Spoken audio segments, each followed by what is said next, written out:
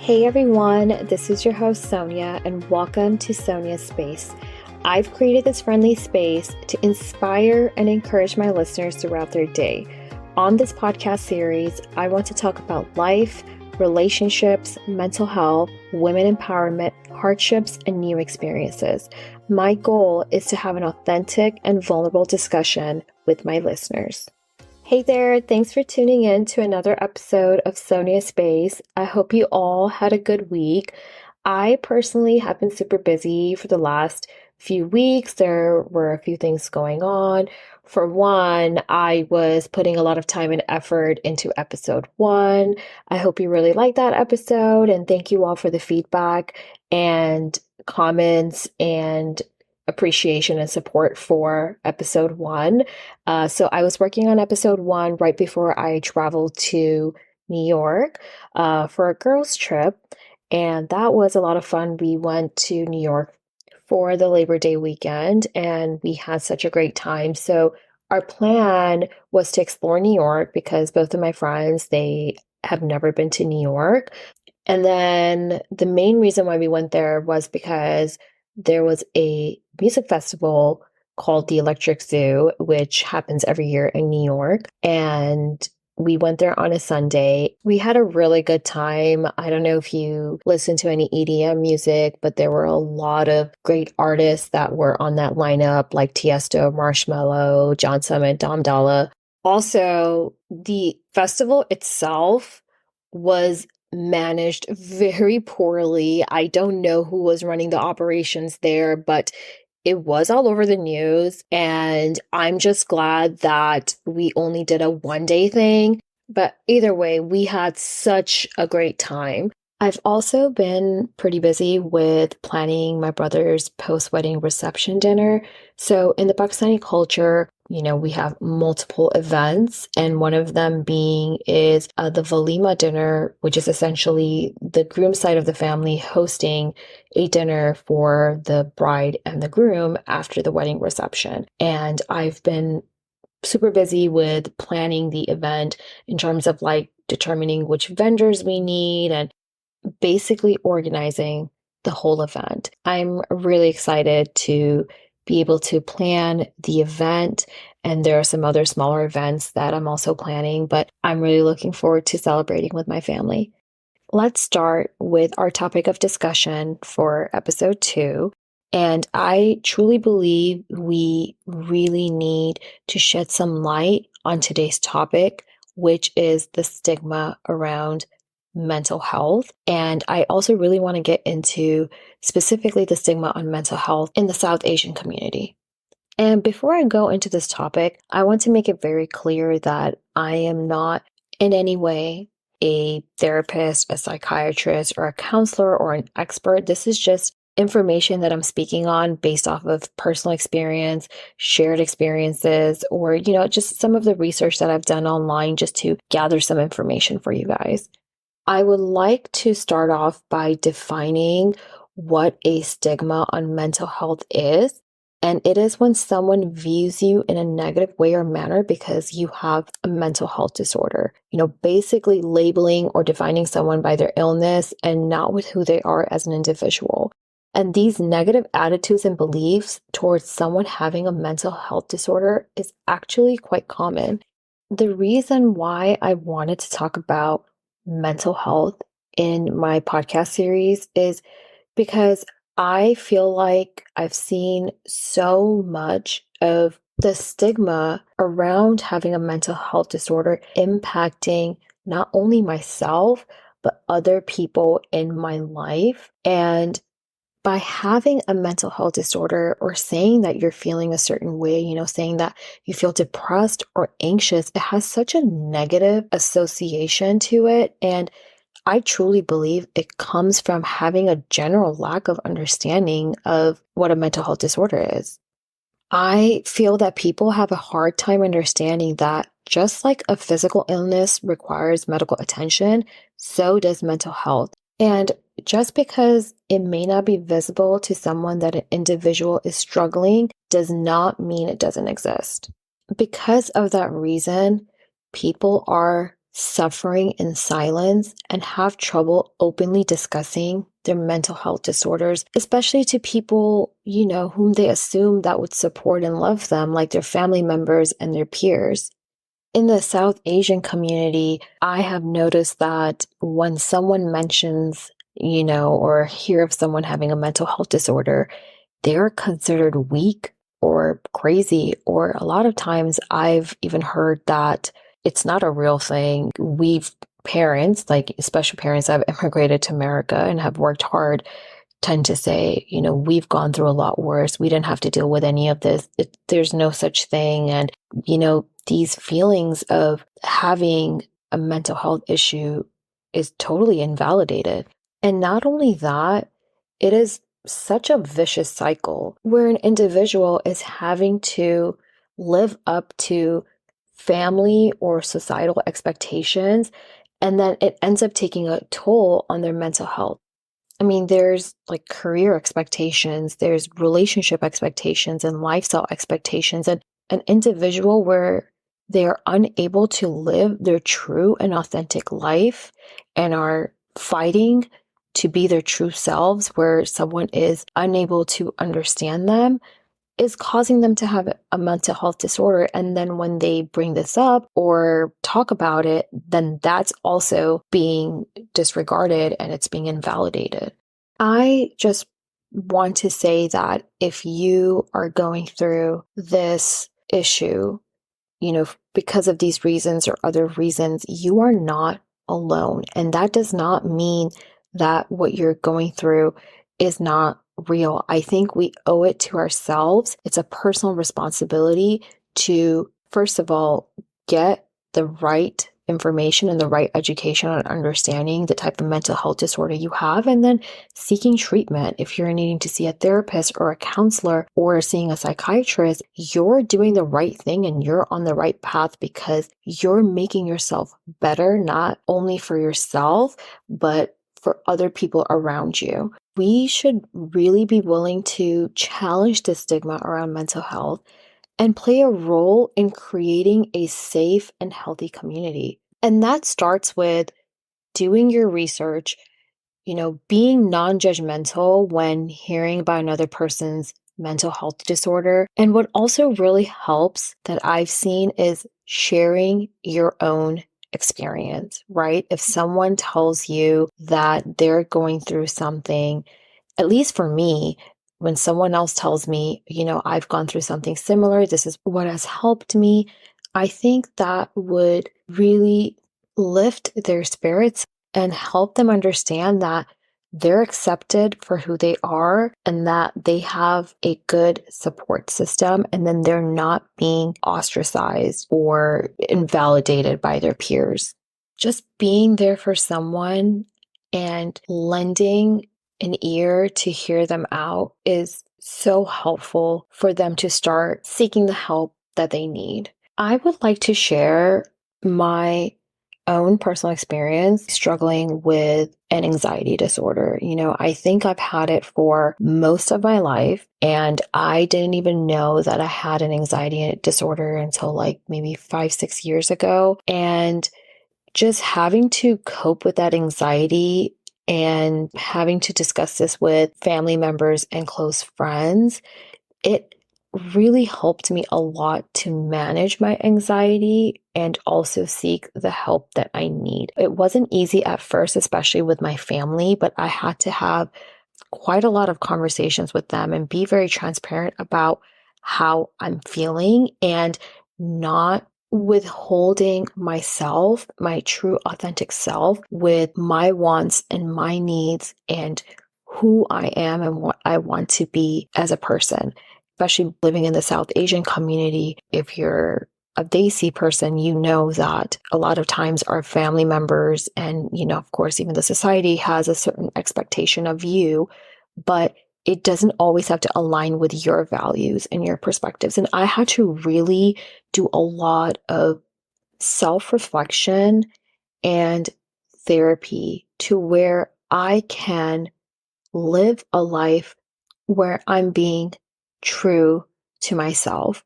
I'm in such a good position now with my family and some very close friends where I'm able to have these tough discussions and where I'm able to openly discuss having an anxiety disorder. And just having that support system and love coming from people that are very close to you is so helpful to your mental health. And that's why I mentioned earlier that when you're sharing your own personal experience and just being non-judgmental, understanding where someone's coming from, and creating a safe and healthy community will do wonders for people. I'm not saying that everyone will get the support that they need, but that shouldn't stop you from considering therapy and treatment as needed. And try not to let the fear of what others think come in between your treatment.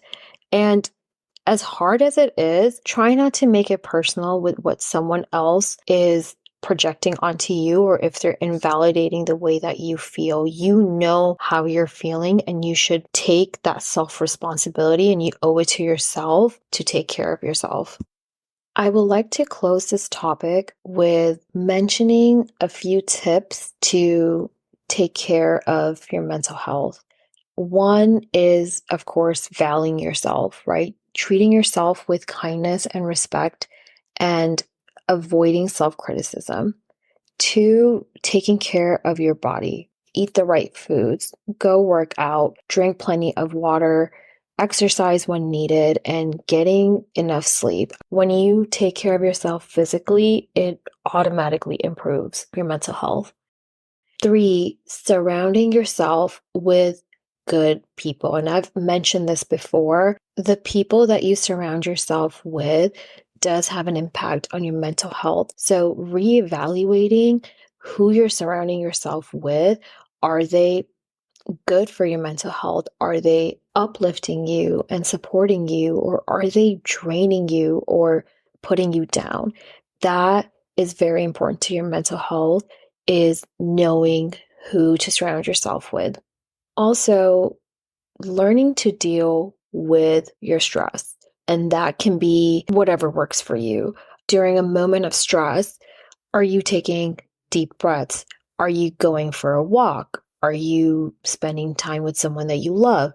You can be journaling. You can be watching a funny show or a movie, finding ways that work for you to make yourself feel better.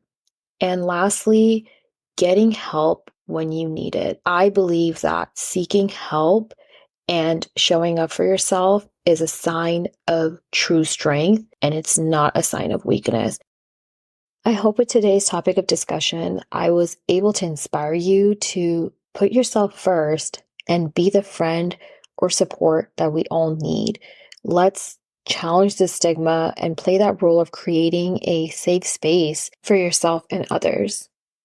I will now move into my new experience segment. So if you haven't listened to episode one of the segments that I will incorporate into my episodes is talking about a new thing or a new experience that I've had where I was able to challenge myself in some way, or just doing or trying a thing that brought me joy. And I would like to share my experience with you guys. And hopefully I'm able to inspire you to try that thing. And maybe it's something that you've been thinking of for a while, or something that you've already done, and you kind of get a different viewpoint from someone else and see how they feel about that experience or trying that new thing.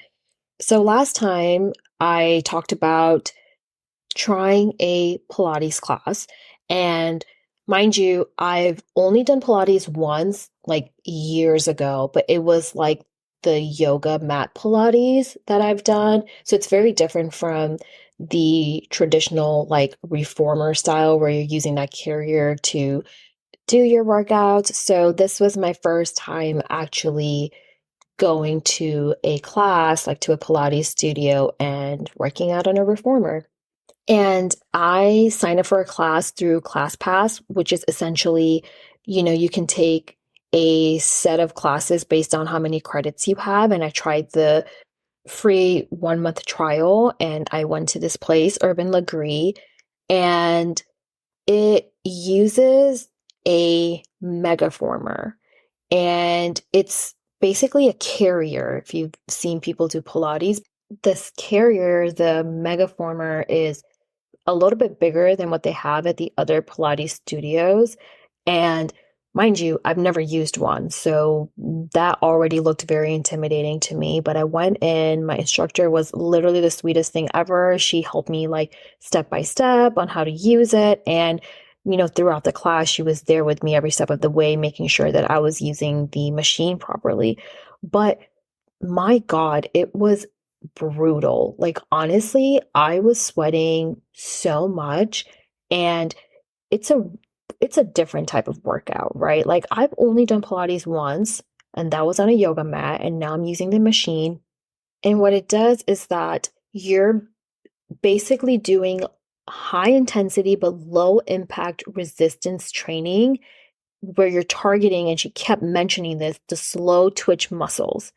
And that's like on your legs, on your arms, on your abs, like everywhere. And you're just moving very slowly and you're super focused on your movement, which makes it very hard, in my opinion. It's great for toning. I personally do like cardio where like I take indoor cycling classes, or I do strength training on the machines, and I've done HIIT too. I've done kickboxing. So this was very different from what I've been doing, and your girl was struggling. That was one heck of a workout, and I was shaking even after class. I was like, I can really feel it. I'm already sore. I'm going to be sore for the next few days. And it's a great way, I can tell, to burn fat and really tone your muscles, tone your body. And I can see why girls that do Pilates religiously look good as heck. I mean, they look very lean and very toned. I could see someone getting results like that from doing these Pilates classes regularly. It's something that I definitely want to do again. And I know if I do this consistently, like I will be very happy with the results. I think it's a matter of, first of all, this class was really far away from me, right? And I think distance is really important to me. So I'm going to see if I can find a class that's closer to me. It'll probably have to be like another type of Pilates studio. And if it's not the same as Urban Legree as far as like the intensity of my workout, I may go back to Urban Legree. But mind you, Pilates is not cheap. It does cost quite a lot. I know they have like a new client special, but what I think I'll do is I'm going to try Pilates at like Club Pilates or something and see how I feel. And I definitely think this is something I should probably incorporate into my workouts, because I was using my muscle groups that I don't normally use. Like I was struggling, and it's not like I don't work out at all, but I could tell that this would be such a great way for me to tone my body. But yeah, if you haven't already done so, I would highly, highly suggest trying a Pilates class, especially like for girls, you want like a lean tone body. Definitely do Pilates, and it's very slow pace. It's usually only like 45 minutes to an hour long. And when you're doing your workout, you're like, where did the time just go by? Like, what just happened? Because you're so focused on your workout. I would like to end this episode with a quote that is pertinent to our topic of discussion for today. And the quote is by Dr. Lauren Fogel Mercy. I found this quote online, and I think it's a great quote. It's, being able to be your true self is one of the strongest components of good mental health. I vaguely mentioned that earlier. I believe this to be absolutely true, is when you're living your true authentic self and you're holding yourself responsible and accountable and working towards bettering yourself and getting the therapy that you need or any type of treatment that you need, it's great for your mental health, right? And not only that, it's the circle that you're around, right? Like making sure that you have friends that support you and love you and not being in a toxic environment, even with family members, right? Like if you feel like you cannot have an open, relationship with your family members, setting boundaries with your family members as well, just showing up as your true, authentic self, where you're not suppressing your true emotions and your feelings. And I do believe that is a great way to really take care of yourself. And that's absolutely great for your mental health. Thank you so much for listening in today. I want Sonia Space and my content and my episodes to be able to inspire you to try something new and challenge yourself and expand your horizon.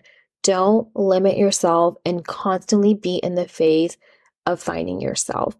Don't forget to follow and subscribe to Sonia Space and follow me on Instagram for sneak peeks on upcoming episodes as well as other inspirational content.